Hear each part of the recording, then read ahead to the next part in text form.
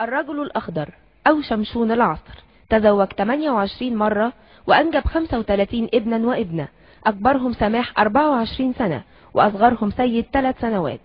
أثبتت التحاليل الطبية أن قوته تعادل 260 حصانا، يستطيع ثني العملة المعدنية بجفون عينيه أو بلسانه ثم يقطعها بيديه. سيد محمد أحمد عبد الله، الرجل الخارق. رغم القوة التي أنعم الله بها عليه إلا إنه لم يستغلها إلا في الخير. رجل وهبه الله قوة 30,000 رجل وقوته تعادل 260 حصانا، ومع ذلك منحه الله عز وجل قلبا مليئا بالإيمان والتواضع، وأنعم عليه بحسن الخلق وضبط النفس. أهلا بيك وأهلا بالسيدة صباح زكي حرم الأستاذ السيد محمد، وأيضا بالسيدة رضا سيف وهي زوجته أيضا. أهلا بيكم.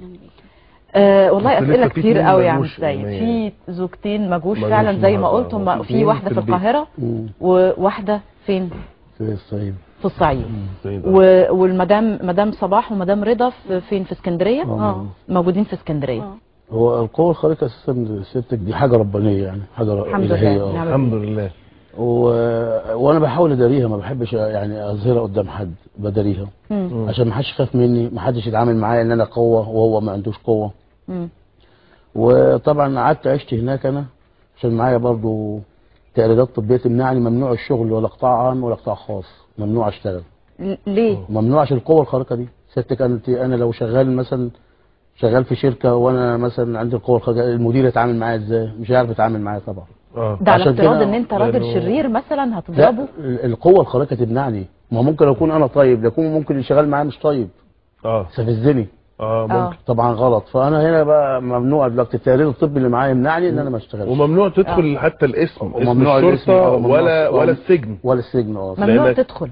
ممنوع تدخل السجن. ودخلت مرة قبل كده؟ ما دخلت السجن انا، وطلعني الرئيس بقرار جمهوري، طلعت من السجن. ودخلت ليه السجن يعني؟ عشان الجيش.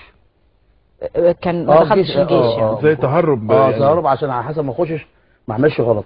كنت خايف من الغلط يعني.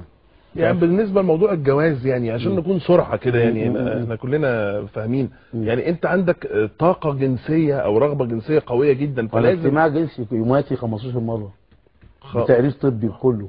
15 مره اجتماع جنسي مع زوجاتك.